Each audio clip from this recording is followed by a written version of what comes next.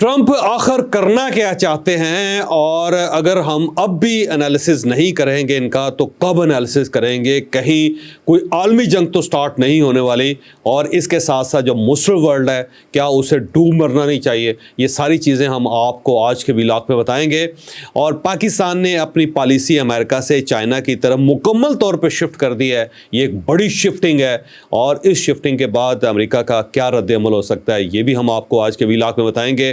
اور ہمارے army chief نے انڈیا کو جنگ کی سیدھی دھمکی دے دی ہے، اور کہا ہے جناب کہ 3 تو کیا، اگر ہمیں 10 جنگیں بھی لڑنی پڑیں تو ہم لڑیں گے، لیکن کس کے لیے؟ کشمیر کے لیے۔ کیا پاکستان واقعی کشمیر کے لیے جنگ کے لیے تیار ہو چکا ہے؟ یہ بھی ہم آپ کو آج کے ولاگ میں بتائیں گے۔ اور گوہر خان کے خلاف بھی بغاوت شروع ہوگی، کہیں ایسا تو نہیں کہ گنڈا پور صاحب کی طرح گوہر خان صاحب بھی فارغ ہونے والے ہیں؟ کیا واقعی فارغ ہونے والے ہیں؟ یہ بھی ہم آپ کو آج کے ولاگ میں بتائیں گے۔ لیکن ولاگ کی طرف جانے سے پہلے میری آپ سے ریکویسٹ ہے کہ چینل کو سبسکرائب ضرور کیجیے گا، اور یہ جو بیل آئیکن ہے اس کو ضرور پریس کریں تاکہ نوٹیفیکیشن آپ کو ملتا رہے۔ اور یہ یاد رکھیں کہ ہر اچھی چیز، ہر اچھی بات صدقہ جاریہ ہوتی ہے۔ اگر آپ کو یہ ولاگ اچھا لگے تو کسی نہ کسی کے ساتھ ضرور شیئر کیجیے گا۔ اور ہم نے اپنا کالم 0 پوائنٹ اب آڈیو فارم میں بھی لانچ کر دیا ہے، آپ یہ بھی سن سکتے ہیں۔ السلام علیکم ناظرین، میں ہوں فروخ عباس نیوٹرل بھائی جاوید چودھری میں۔ ناظرین، ہماری سب سے پہلی سٹوری ہے ڈونلڈ ٹرمپ صاحب کے حوالے سے، صدر امریکہ کے، اور انہوں نے پنگا لے لیا ہے جی پوری دنیا سے، کسی کو وہ نہیں چھوڑ رہے ہیں، نہ وہ چائنا کو چھوڑ رہے ہیں، نہ وہ مسلم دنیا کو چھوڑ رہے ہیں، نہ وہ کینیڈا کو چھوڑ رہے ہیں، نہ وہ گرین لینڈ کو چھوڑ رہے ہیں۔ ہر جگہ انہوں نے لوگوں کو دھمکیاں دینی شروع کر دی ہیں۔ اب لیٹسٹ دھمکی جو کہ لوگ کہہ رہے ہیں کہ بہت پریکٹیکل دھمکی ہے کہ وہ واقعی ہی یہ کرنے جا رہے ہیں، یہ وہ دھمکی تھی کہ جب نتن یاہو جو ان کے ساتھ کھڑے ہوئے پریس کانفرنس کر رہے تھے، انہوں نے بھی جب سنا تو وہ بھی حیران ہو گیا کہ کیا واقعی ڈونلڈ ٹرمپ یہ کرنے جا رہے ہیں، کیونکہ یہ تو انہیں توقع ہی نہیں تھی کہ اس حد تک بھی ان کا کوئی ساتھ دے سکتا ہے۔ وہ تو سمجھ رہے تھے کہ پچھلی رجیم ان کے ساتھ ہے، یہ تو پہلے سے بھی آگے بڑھ گئی۔ ڈونلڈ ٹرمپ صاحب نے کہا جی ہم غزہ پہ قبضہ کر لیں گے۔ اب غزہ پہ قبضہ کرنے کے مقصد کیا ہو سکتے ہیں؟ کون سے وہ مقاصد ہیں جن کے پیچھے ڈونلڈ ٹرمپ جا رہے ہیں؟ دنیا کو نظر آ رہا ہے کہ وہ قبضہ ہے، لیکن وہ قبضہ نہیں ہے۔ اصل میں اس کے پیچھے حقیقت کیا ہے یہ بھی آپ کو بتائیں گے، اور اسی میں ایک اور سٹوری آپ کو ڈسکس کریں گے اس کے درمیان میں ہم، کہ جو پنگا لے لیا ہے مسلم دنیا کے ساتھ، مسلمان ملک کیا سیدھے ہوں گے؟ کیا عالمی جنگ کی طرف جا رہی ہے دنیا؟ ڈیٹیل سے سٹوری جانیں۔ اب یہ جو ٹرمپ ہے یہ جز وقتی سیاستدان ہے، اور کل وقتی وہ ایک ٹائکون ہے، بزنس ٹائکون ہے، ہم یہ کہہ سکتے ہیں، جو ریل اسٹیٹ ٹائکون ہے، ہم اس طرح کہیں گے تو زیادہ بہتر ہے۔ تو وہ کل وقتی ایک ریل اسٹیٹ ٹائکون ہے، اور ظاہر ہے ان کا وہی کام ہے جو پلاٹ بیچنے والوں کو کام ہوتا ہے، پلاٹ بنانے والوں کا کام ہوتا ہے، کیونکہ انہوں نے سارے پیسے ریل اسٹیٹ سے کمائے، زیادہ پیسے انہوں نے اسی کاروبار سے کمائے۔ لہٰذا جب ایک آدمی جس کا تعلق ریل اسٹیٹ کے ساتھ ہو تو اسے جہاں پہ پلاٹ نظر آتا ہے اس کے اوپر قبضہ کرنا چاہتا ہے۔ تو یہ غزہ جو ہے یہ بیسیکلی رولے والا پلاٹ ہے، اور تھوڑا سا میں اگر گستاخی کروں تو رولے والا پلاٹ ہے۔ اس کی وجہ یہ ہے کہ اس کے اوپر فلسطینیوں کا کلیم ہے اور ساتھ ساتھ اسرائیلیوں کا کلیم، اور وہاں پہ اتنی خوفناک لڑائی ہوئی کہ 1 لاکھ کے قریب لوگ جو ہیں شہید اور زخمی ہو چکے ہیں، اور 85% جو عمارتیں ہیں پورے غزہ کے اندر، جو پوری پٹی کے اندر، وہ زمین بوس ہو چکی ہیں۔ صرف 15% ایسی عمارتیں بچی ہیں جو بمباری سے بچ گئی ہیں یا پارشلی ڈیمیج ہوئی ہیں اور وہ لیویبل ہیں۔ باقی 85% جو وہاں پہ مکانات ہیں، بلڈنگز ہیں، وہ لیویبل نہیں رہی ہے، اور وہاں پہ لوگ کیمپوں کے اندر بیٹھے ہوئے ہیں اور مسلم ورلڈ کا انتظار کر رہے ہیں کہ کہیں نہ کہیں سے کوئی کھانا آئے گا، کہیں سے پانی آ جائے گا، کہیں سے دوائیاں آ جائیں گی، کہیں سے کوئی امداد آ جائے گی۔ تو اس سے اب وہ زندگی گزارنا چاہتے ہیں، یہ وہاں پہ صورتحال ہے۔ اور اس رولے کے پلاٹ کے اوپر نظر پڑ گئی ٹرمپ صاحب کی، تو انہوں نے کہا کہ ہمیں یہ فائدہ اٹھانا چاہیے، کیونکہ ظاہر ہے ریل اسٹیٹ ٹائکون ہے نا جی، تو اسے فوری طور پہ کہا جی کہ اس کے اوپر تو ہم قبضہ کرنے لگے، نہیں امریکہ قبضہ کرنے لگے۔ اور ساتھ انہوں نے یہ بھی کہہ دیا کہ جتنی عمارتیں سب کو گرا دیا جائے گا، جتنا ملبہ ہے وہاں سے اٹھا لیا جائے گا، وہاں پہ جو بم ہیں، جو الائیو ہیں، ان سب کو نکال دیا جائے گا، بارود وہاں سے ختم کر دیا جائے گا، لوگوں کو وہاں سے ڈسپلیس کر دیا جائے گا، اور ان کو بڑے اچھے گھر بنا کے ہم جارڈن کے اندر دے دیں گے اور ساتھ ایجپٹ کے اندر دے دیں گے، بلکہ ایجپٹ ہی بنا کے دے دے گا اور جارڈن ہی بنا کے دے دے گا، اور یہ سب لوگ 23 لاکھ لوگ جو ہیں وہاں پہ رہیں گے۔ اور اس پلاٹ کو کلیئر کر کے ہم یہاں پہ ایک ہائی رائز بلڈنگز کا ایک سیریز بنائیں گے، اور ساتھ ساتھ ہم یہاں پہ اس کو ایک ایسی جگہ بنا دیں گے، ایک جنت بنا دیں گے کہ جہاں سے پوری دنیا کا ٹورسٹ جائے گا اور اس کو انجوائے کرے گا ساری جگہ کو۔ تو ٹرمپ نے اپنا ایک پورا پروجیکٹ وہاں پہ لانچ کرنے کی کوشش کی۔ اب دیکھیں کہ جب اس شہر کے اوپر یا اس ملک کے اوپر یا اس پورشن کے اوپر قبضہ کیا جائے گا تو قبضہ تو امریکن کریں گے ظاہر ہے، لیکن اس کے اندر جو انویسٹمنٹ ہے وہ امریکہ کی طرف سے نہیں آئے گی, یہ دیکھ لینا, کیونکہ اس کی وجہ یہ ہے کہ ٹرمپ کے پاس بہت بڑے بڑے بزنس مین ہیں, بہت بڑے بڑے پارٹنرز ہیں, اور ہو سکتا ہے وہ سعودی عربیہ کے ہوں, وہ یو ای کے ہوں, وہ ٹرکی کے ہوں, کوئی یورپ کے بہت سارے بزنس مین ہیں جن کے پاس بہت بلیک منی ہے, وائٹ منی بھی ہے, ان سب کو ٹرمپ وہاں پہ کھینچ لائیں گے. اور اس کے ساتھ 100% ایک بہت بڑا ان کے پاس جو خزانہ ہے وہ اسرائیل کی شکل میں بھی ہے, کہ اسرائیل کے پاس بھی بڑا پیسہ ہے. تو اب وہ ظاہر ہے نیتنیاہو جو ان کے فرینڈ ہیں, جنہوں نے کہا ہے کہ امریکہ میں وائٹ ہاؤس میں آج تک مجھے اس سے بہتر دوست نہیں ملا اسرائیل کا, جو ٹرمپ کی شکل میں ہے. تو جب اتنا زیادہ ان کو اپنا دوست ڈکلیئر کر رہے ہیں کہ انہوں نے ہمارے ساتھ یہ کیا ہے, انہوں نے ہمارے ساتھ وہ کیا ہے, انہوں نے وہ کیا, اور یہ اس لیول تک چلے گئے ہمارے ساتھ, تو ان سے اچھا آدمی ہے ہی نہیں. تو پھر جب اچھا آدمی کہے گا کہ بھائی صاحب آپ کے خزانے میں اتنے زیادہ پیسے پڑے ہیں, بلا وجہ رکھے ہوئے ہیں آپ نے, اور یہ تو ہم نے آپ کا دشمن تھا جس کو ہم نے یہاں سے اڑا دیا, تو چلیں $100 بلین نکالے نا ذرا, اور یہاں پہ ڈیولپمنٹ کرتے ہیں. اور ان کو یہ کہیں گے یہ ڈیولپمنٹ آپ ہی کے لیے ہے جی, ہم نے کیا کرنے ہیں, ظاہر ہے پیسے تو آپ نے لگانے ہیں, ملک تو آپ کا ہے, ہم تو صرف آپ کو کلیئر کر کے دے رہے ہیں. اور اگر پیسے اب وہاں سے اسرائیلی بینک کے لگ جاتے ہیں, اسٹیٹ بینک آف اسرائیل کے لگ جاتے ہیں, یا پھر اسرائیلی گورنمنٹ کے لگ جاتے ہیں, اور اس امید پہ وہ لگاتے ہیں کہ دیکھیں جی یہ تو اچھی بات ہے, ہمارا ہی ملک ڈیولپ ہو رہا ہے نا, کیونکہ یہاں پہ تو اسرائیل کا جھنڈا لگنا ہے. اور ساتھ ساتھ وہ اپنے بزنس مین بھائیوں کو لے آتے ہیں, ٹرمپ صاحب وہاں پہ کرتے ہیں, ہائی رائز بلڈنگس بناتے جائیں, ساری جو ان کی فائنینشیل ڈسٹرکٹ بنتی ہے غزہ کے اندر, وہاں پہ صرف اور صرف ٹرمپ ہی ٹرمپ ہوتے ہیں. Trump tower 1, Trump tower 2, Trump tower 3, Trump casino ہیں. اور اس ٹائپ کی اگر وہاں پہ بلڈنگس بن جاتی ہیں, اور اس کے بعد ان کے پارٹنرز آ جاتے ہیں, اور وہاں پہ ہلا گلا ہونا شروع ہو جاتا ہے, وہاں پہ بزنس کریٹ ہونا شروع ہو جاتا ہے, تو کس کا فائدہ؟ ڈونلڈ ٹرمپ کا فائدہ. تو آپ اس کو نا مسلمان دشمنی نہ سمجھیں یا اسرائیل فیور نہ سمجھیں. یہ مجھے لگتا ہے کہ ٹرمپ صاحب جو ہے نا وہ اپنا ایک رولے کا پلاٹ سمجھ کے اس کے اوپر قبضہ کر کے کو فائدہ اٹھانا چاہ رہے ہیں, اس کے علاوہ مجھے نہیں لگتا اس کا. اچھا, اس کے ساتھ جو ہے نا ایک چیز بڑی امپورٹنٹ ہے کہ اگر ہم دیکھ لیں کہ واقعی مسلمانوں کے ساتھ زیادتی ہو رہی ہے, تو پھر میرا خیال یہ ہے کہ مسلمان واقعی اس قابل ہیں کہ ان کے ساتھ زیادتی ہونی چاہیے. 57 اسلامی ملک ہیں, اور آپ ان کی ویلتھ دیکھ لیں, اتنی زیادہ ویلتھ ہے کہ ایون دیکھیں ٹرمپ نے فون کیا پرنس محمد بن سلیمان کو, اور ان سے کہا جی کہ آپ انویسٹ کریں, $1,000 بلین آپ نے امریکہ میں انویسٹ کرنی. اور صرف ٹیلی فون کے اوپر ہی جو پرنس ہے انہوں نے کہا جی $600 بلین تو فوراً آپ کو دے رہے ہیں. یعنی $600 بلین تو انہوں نے ایک ٹیلی فون کال پہ ہی انہوں نے کہا جی امریکہ کو حاضر ہیں جناب, کو مسئلہ ہی نہیں, بتائیں کہاں کہاں انویسٹمنٹ کرنی ہے. اور اس کے مقابلے میں برادر اسلامی ملک پاکستان جو ہے وہ کشکول لے کے ان کے پیچھے بھاگ رہا ہے, اور پچھلے دن انہوں نے $1.6 بلین جو ہے اس کا بھی انہوں نے کہا کہ تیل ڈیفر پیمنٹ کے اوپر ہے, آپ لیتے جائیں اور بعد میں پیسے دے دیجیے گا کسی وقت پہ. اور ساتھ چھوٹی چھوٹی امداد جو ہے وہ $1 بلین رکھا ہوا ہے, $2 بلین رکھا ہوا ہے, $3 بلین انہوں نے کہا جی آپ اپنے رکھیں اسٹیٹ بینک آف پاکستان میں, اور اس پہ ہمیں سود بھی ادا کیا کریں, انٹرسٹ بھی ادا کیا کریں, بس یہ ہماری طرف سے ہے.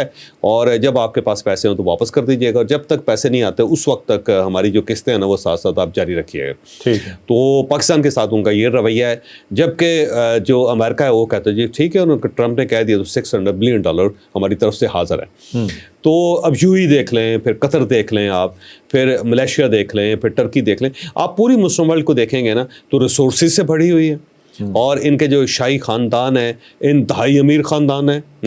مثلا آپ سلطانہ برونائی کی صرف دولت کو دیکھ لیں گے نا آپ حیران ہی رہ جائیں گے. وہ جو انڈیویجول ویلتھ ہے اس کے اندر نمبر 1 آتے رہے ہیں, وہ بہت طویل عرصے تک نمبر 1 آتے رہے.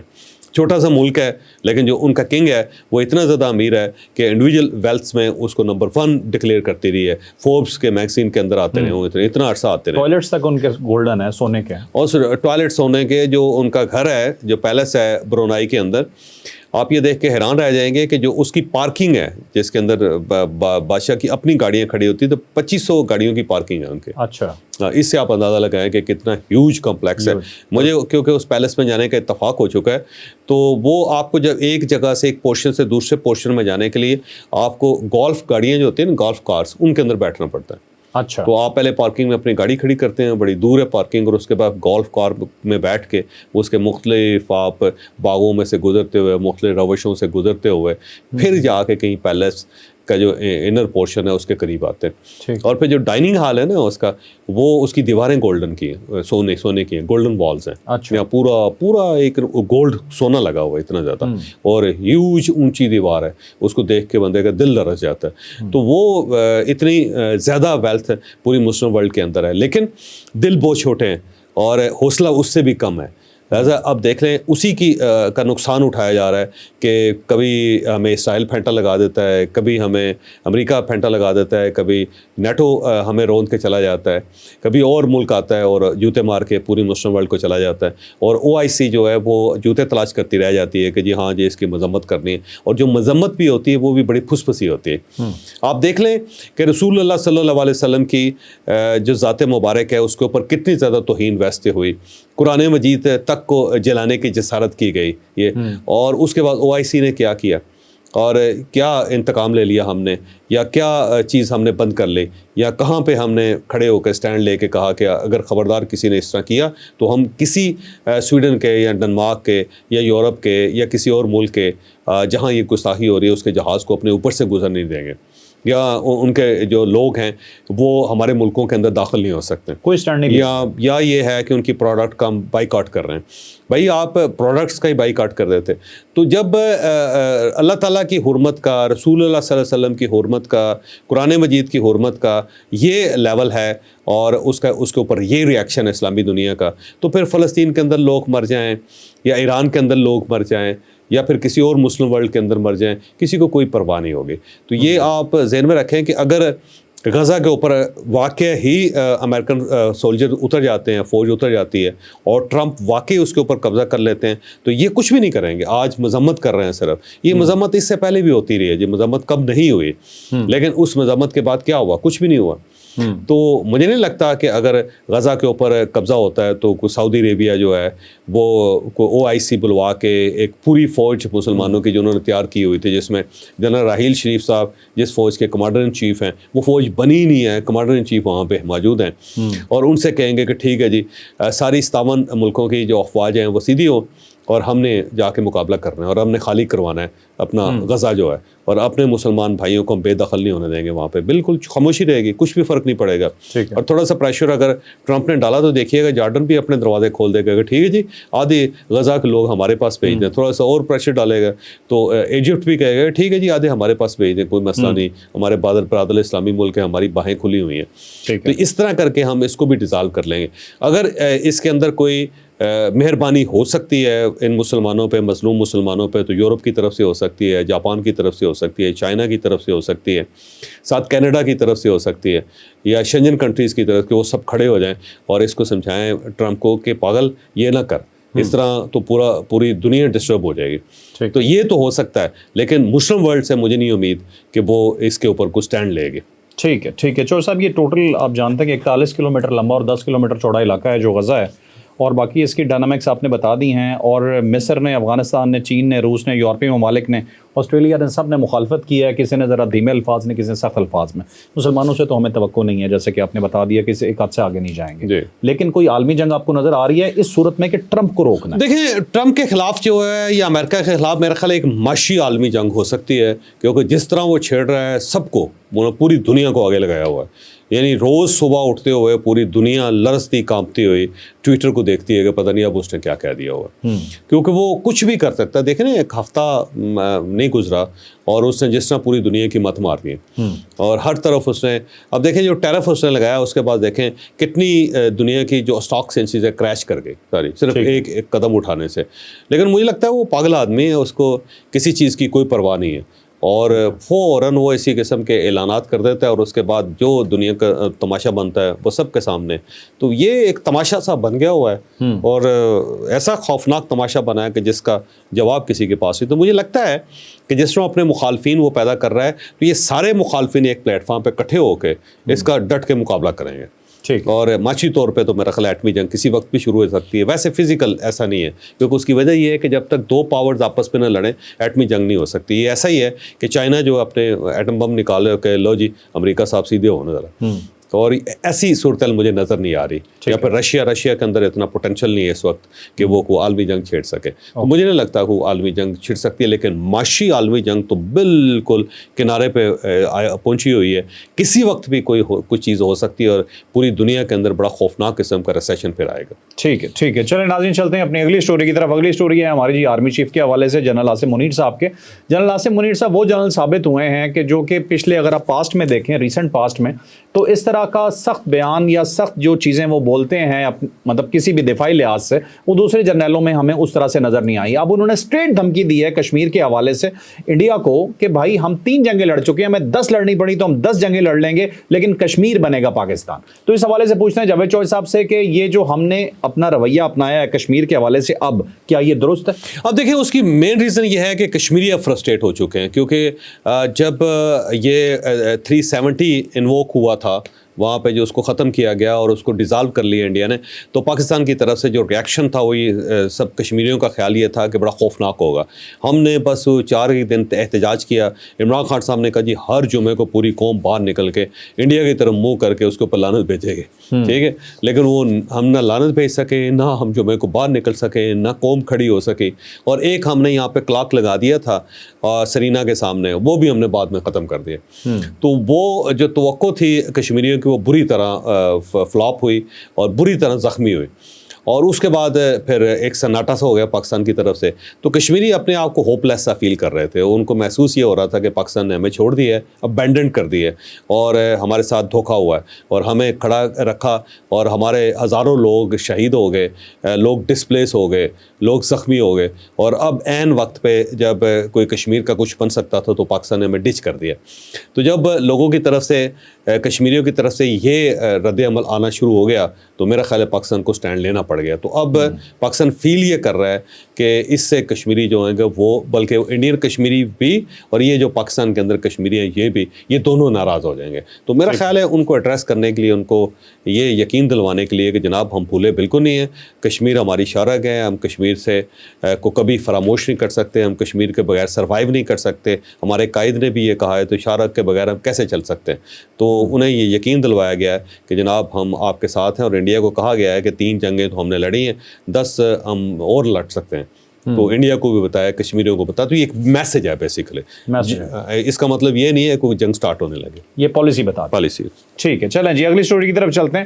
بہت امپورٹنٹ سٹوری ہے جی. ہمارے صدر آصف علی زرداری صاحب گئے ہیں جی چین کے صدر شی جن پنگ سے ملنے کے لیے. چائنا میں یہ ملاقات ہو رہی ہے اور انہوں نے پاکستان کی پالیسی بہت کلیئرلی بتا دی ہے. پاکستان اپنا پالیسی شفٹ لا رہا ہے. اس پاکستان جس بلاک میں پہلے موجود تھا وہاں سے اپنے آپ کو نکال رہا ہے، اور اب وہ کون سے بلاک میں جا رہا ہے اور یہ بیان کیا ہے، ڈیٹیل سے سٹوری آپ کو بتا. اب دیکھیں جو صدر زرداری صاحب ہیں وہ انہوں نے بڑا اچھا بیان دیا چائنا میں جا کر. انہوں نے کہا جی چین جو ہے وہ ہمارا پہلے دوست ہے اور باقی دنیا اس کے بعد ہے. اور اس کا مطلب یہ ہوا کہ کیونکہ سب سے زیادہ تو ہم امریکنز کے قریب تھے نا جی. تو جب امریکنز نے پچھلے 6 سال سے یا 4 سال سے پاکستان کو گھاس نہیں ڈالی اور ٹوٹل انہوں نے اگنور لسٹ میں ڈال دیا، بلکہ اب بھی آپ دیکھ لیں جب سے ٹرمپ بنا ہے اس نے پاکستان کے بارے میں ابھی تک بات ہی کوئی نہیں کی. نہ پاکستان نے جو ان کو مبارکباد پیش کی ہے اس کا جواب دیا ہے انہوں نے، اور وہ بالکل سمجھ رہا ہے جیسے پاکستان ہے ہی نہیں. تو جب اس قسم کی صورتحال ہے وہاں پہ اور ہماری امداد بھی بند ہو گئی ہے، US ایڈ بھی بند ہو گئی ہے، تو یہ ساری چیزیں جو ہے نا ہمیں ظاہر ہے اب فیصلہ کرنا ہوگا کہ ہم نے ویسٹ کی طرف رہنا ہے یا پھر ہم نے ایسٹ کی طرف آنا ہے. تو مجھے لگتا ہے کہ پاکستان جو ہے نا بڑی تیزی سے چائنا کی طرف بڑھ رہا ہے، اور یہ جو اعلان ہے صدر زرداری صاحب کی طرف سے، میرا خیال ہے وہ ہماری ایک پالیسی شفٹ ہے جس کی غمازی کر رہا ہے کہ جناب کوئی مسئلہ نہیں، اگر فرض کریں کہ وہ نہیں ہے ہمارے ساتھ امریکہ، تو چائنا تو ہمارا ہمسایہ بھی ہے، ہمارا دوست بھی ہے، ہمارا بھائی بھی ہے، اور ہمارے ان کے ساتھ کو ہزاروں سال کے ریلیشنز بھی ہیں، DNA بھی ہمارا ملتا جلتا ہے. تو کیوں نہ پھر ہم چائنا کے ساتھ لگے. اور چائنیز بھی میرا خیال اس بات پہ بہت خوش ہیں، کیونکہ چائنیز کو اس وقت بہت سارے سپورٹرز چاہیے، کیونکہ اگر انہوں نے امریکہ کے ساتھ لڑنا ہے تو وہ باقی دنیا انہیں چاہیے کہ وہ ان کے ساتھ کھڑی ہو. ٹھیک ہے. اب اگلی سٹوری کی طرف چلتے ہیں، لیکن جو صاحب ایک چھوٹی سی چیز بتائیے گا. ڈونلڈ ٹرمپ کے آنے پہ PTI بہت خوش تھی. PTI نے کوئی بیان نہیں دیا ٹرمپ کے حوالے سے کہ وہ غزہ پہ حملے کرنے کی بات. میرا خیال ہے خاموشی ہے، ان کو سمجھ نہیں آ رہی، اور روکا ہوگا جو امریکہ کے اندر اس وقت پاکستان تحریک انصاف کے لوگ ہیں، کیونکہ وہ سپورٹر تھے ٹرمپ کے اور انہوں نے ووٹ لے کے دیے تھے پورے مسلمانوں کے، پاکستانیوں کے، ٹرمپ کو. اب میرا خیال ہے ان سب کو احساس کرنا چاہیے کہ انہوں نے کیا کھچ مار دی ہے. ایک ایسے آدمی کو لے آئے جو مسلمانوں کے ہی خلاف ہے. تو میرا خیال ہے ان کو شرمندہ ہونا چاہیے. پاکستان تحریک انصاف بھی بڑی شرمندہ ہے اور اسے سمجھ نہیں آ رہی کہ وہ کیا کرے. انہوں نے نہ غزہ کے حمایت میں کوئی بیان دیا ہے، نہ ٹرمپ کی جو بیوقوفی ہیں اس کے خلاف کوئی بیان دیا ہے. تو چپ کر کے بیٹھے ہوئے ہیں کہ شاید ہو سکتا ہے ٹرمپ کو ہم بھی نظر آ جائیں اور ہمیں کوئی فائدہ ہو جائے، لیکن مجھے نہیں لگتا کوئی فائدہ ہوگا. ٹرمپ سے کسی آدمی کو خیر کی توقع نہیں رکھنی چاہیے. ٹھیک ہے، لیکن کم از کم مذمت تو بنتی ہے نا ٹرمپ کی یہاں پہ. اچھا اب چلتے ہیں اگلی سٹوری کی طرف. آخری سٹوری ہے ہماری جی کہ بیرسٹر گور کے خلاف بغاوت ہو چکی ہے جی. جیسے گنڈا پور صاحب کے خلاف پہلے ہوئی تھی اور وہ آہستہ آہستہ ان کی پاورز کٹ ہوتی گئیں، اور لگ رہا ہے کہ آئندہ کچھ आने वाले दिनों में शायद गंडापुर वजीर आला ना रहें। सेम लग रहा है कि जो चेयरमैन है अब उन्हें भी हटाया जा रहा है, लोगों का हौसला बढ़ चुका है। ये पूरी स्टोरी क्या है, डिटेल से आपको बता। अब देखें, जब गंडापुर का इक़्तिदार उनका ख़त्म हो गया, पार्टी उनके हाथ से निकल गई, और वो निकली भी छोटी छोटी बातों की वजह से कि जब लोगों ने जाके बताना शुरू किया इमरान खान साहब को और कहा कि ये जो लोग आपने पर्सोना नॉन ग्रांटा करार दिए हुए हैं, एक साइड पर रखे हुए हैं, असल तो यही लोग हैं। और इमरान खान साहब ने बाकायदा एक सर्जिकल ऑपरेशन किया अपनी पार्टी के ख़िलाफ़। उन्होंने ये जुनैद अकबर और उसके साथ साथ आतिफ खान को वो लेके आए, गंडापुर को उन्होंने साइड पे कर दिया और टोटल इग्नोर कर दिया और उनके इख्तियारात वापस लेने शुरू कर दिए। और साथ ये जो नए लोग हैं इन्होंने होम्योपैथिक करार देना शुरू कर दिया इन सबको, और साथ आस्तीन के सांप भी कहना शुरू कर दिया। तो उससे फिर बहुत सारे लोगों को हौसला पैदा हुआ कि जनाब अगर गंडापुर साहब जो इंतहाई करीब है इमरान खान साहब के, जिन्होंने बड़ी कुर्बानियाँ दी हैं, अगर वो फ़ारग हो सकते हैं तो गौहर खान साहब को फ़ारग करना तो कोई मुश्किल ही नहीं है। तो मेरा ख्याल है सबकी ज़ुबानें खुल गई हुई हैं, सबके दिल खुल गए हुए हैं, सबको पता चल गया कि मसला कोई नहीं है। तो अब डॉक्टर अमजद हैं एक, और दूसरे चंगेज़ खान काकड़ साहब हैं, इन दोनों ने एक शिकायतनामा सा तैयार किया है कि जिसके अंदर वो बता रहे हैं इमरान खान साहब को कि जनाब ये वो गौहर खान साहब जो हैं ये पार्टी के ख़िलाफ़ हैं। हम अगर कोई प्राइवेट बिल भी पेश करते हैं और ऐसा बिल पेश करते हैं जिसका पार्टी को फ़ायदा हो सकता है, ये मुल्क को फ़ायदा हो सकता है, ये उसकी मुखालफत कर देते हैं। तो उन्होंने एक लंबी चौड़ी सी फहरिस्त बनाई हुई है जिसमें भी ये बताएं कि इमरान खान साहब को कि गौहर खान साहब जो हैं वो आपके साथ वफादार नहीं है, तो इनको बदलें आप। गौहर खान साहब इस बात पे परेशान हैं कि अगर ये 2 MNAs जो हैं वो पहुंच जाते हैं इमरान खान साहब के पास, तो बाकी भी बहुत पीछे भी बहुत लंबी लाइन लगी हुई, कहीं ऐसा ना हो सारे MPs चले जाएं और सारे MNAs चले जाएं। और इमरान खान साहब का कमाल ये है कि जब 2-4 लोग किसी के ख़िलाफ़ बात करते हैं तो इमरान खान साहब को यकीन हो जाता है कि वाकई ये दुरुस्त कह रहे हैं, ये बंदा गलत है, क्योंकि वो बड़े लाई लग से है ना जी।